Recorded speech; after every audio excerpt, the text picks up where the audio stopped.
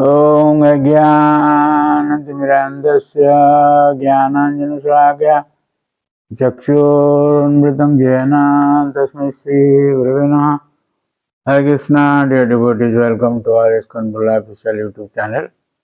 Today I am going to discuss fourth chapter of Srimad Bhagavatam, fourth canto, in which it is described how Sati Devi quits her body. I mentioned it in the previous previous chapter. So in the first 5 verses, Sati Devi leaves Lord Shiva from Kailas, as she was pleading with Lord Shiva to go there to that sacrifice, fire sacrifice of Daksha, her father. But Lord Shiva dissuaded her, but she couldn't listen. So she left the Kailas. So Lord Shiva sent his followers with her. So she came to this sacrifice, and she didn't get a warm response. Her father couldn't see her in such a cold response. So Sati Devi realized what her husband was saying. So she condemned Daksha in verse 11 to 23, these 13 verses. In verse 12, Sati Devi said, Dosan paresham hi guneshu sadhavo gunanti keche na bhavadusho dvija gunas falgun bahuli karishnavo mahattamastesu avidat bhavanagam. Very important verse. Its translation is like this. Twice born Daksha, a man like you can simply find fault in the qualities of others. Lord Shiva, however, not only finds no faults with others' qualities, but if someone has a little good quality, he magnifies it greatly. Unfortunately, you have found fault with such a great soul. Aparad. Mahat aparad. So, various acharyas have given commentary on this verse. Vishwanath Chakravarti says there are 4 types of persons are there who are sadhu, and similarly asadhus are there. 4 types. Who are those sadhus? That Purushanam Chaturvidham Bhavanti. Siddhartha says 4 types of people are there. So Vishwanath Chakravarti describes it in further detail that Mahat, first type is Mahat, who consider qualities not bad. They consider only good qualities but not bad. They neglect those bad qualities. This is Mahat. Second, Mahattara. They see the bad qualities, but they don't consider about these bad qualities, but consider good qualities. He is having good qualities. The Mahattara. Third type is who, even if a person has very little good qualities, very little, but he magnifies it. That is Mahattama. And fourth type of Mahat persons, sadhu persons are who? Those Ati Mahattama. Who are they? Even if you know good qualities with a person, but they consider it as good. These bad qualities as good qualities. Ati Mahattama. So, in contrast to these Mahat Vyaktis, Sadhu Vyaktis, there are Asadhus also. So in verse 13, Sati Devi said, Dharnascharjam meta jat asatsu sarvada mahad vininda gunapatavadishu sersyam mahapurusha padapansubhi nirasta tejasu tadeva shovanam.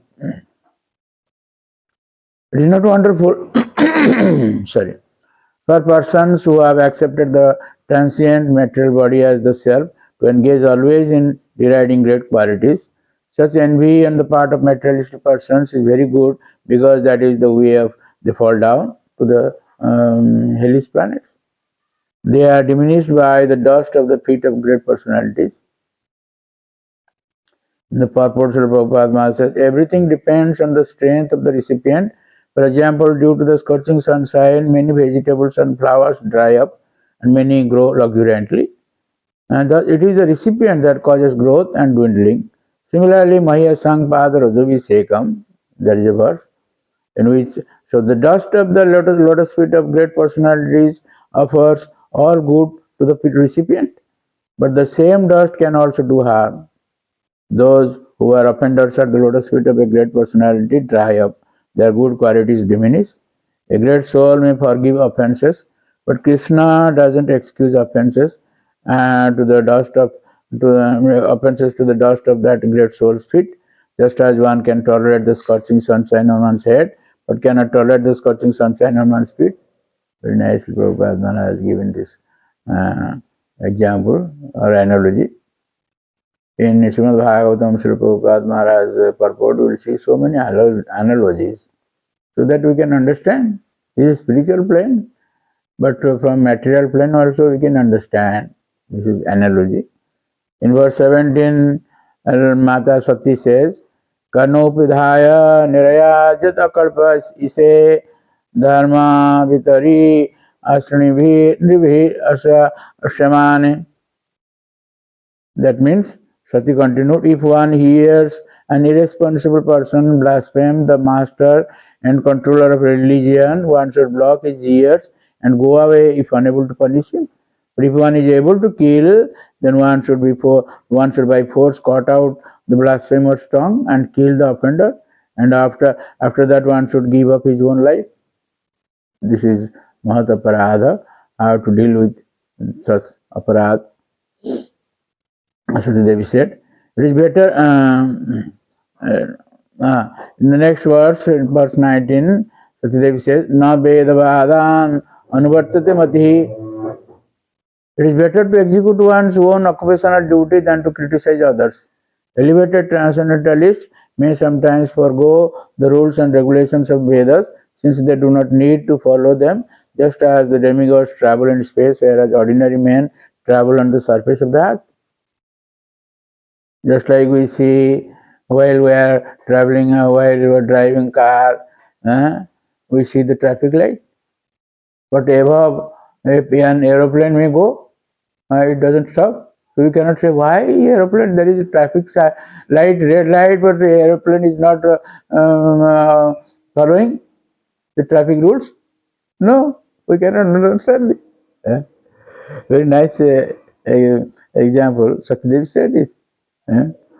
So in this way, Sati Devi, text 24 to 27, Sati Devi gave up her body. She decided that I won't keep this body which is produced from that Dakya offender. So she meditated on that fire sacrifice arena, and a fire brought out, a fire came out from her body, and she Yogagni, and she committed this way. She committed suicide. So in the next 3 verses, it was stated how great cries arise from sky. So the fight breaks out between Lord Shiva. At that time Lord Shiva was not there, though his followers are there.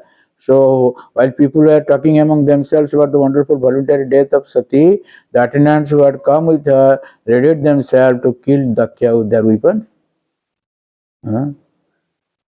So in the next verse 33, it is said that when Bhrugumani offered oblations in the fire, immediately many thousands of demigods named Rubhus became manifested.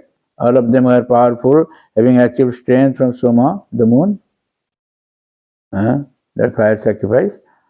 So the verse 34 says that when the Ribhu demigods attacked the ghosts and Guhyakas with half-burned fuel from the Yajna fire, all these attendants of Sati fled in different directions and disappeared. This was possible simply because of Brahma Tejas or Brahmanical power. So we'll hear how Shivaji reacted. Ultimately, Daksha will be killed. All these things will be described. So, Mahat Vinindam, those Mahat Aparadha, what happens to Mahat Aparadha? There are so many examples.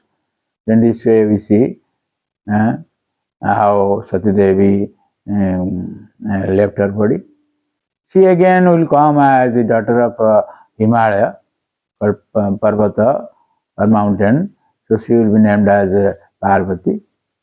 So Parvati will marry Lord Shiva, and their progeny will start, will come. That is Skanda, Kartikeya. We said that in Bhagavad Gita 10th chapter, Senaninam Aham Skanda. Among the Senapatis or the leaders of the chief of the armies, I am Skanda. And this way, thank you very much for listening to this lecture, and please don't forget to subscribe, share and like our channel and get the blessings of the Lord. Hare Krishna. Hare Krishna. You see Patita Bhavan here, how Patita Bhavan is placed in front of the temple in the eastern gate, and those who cannot go inside, they will see the Lord here in this Patita Bhavan. There is also the Nila Chakra or Sudarsana Chakra.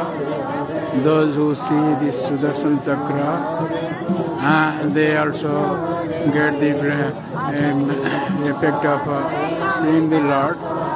Hare Krishna.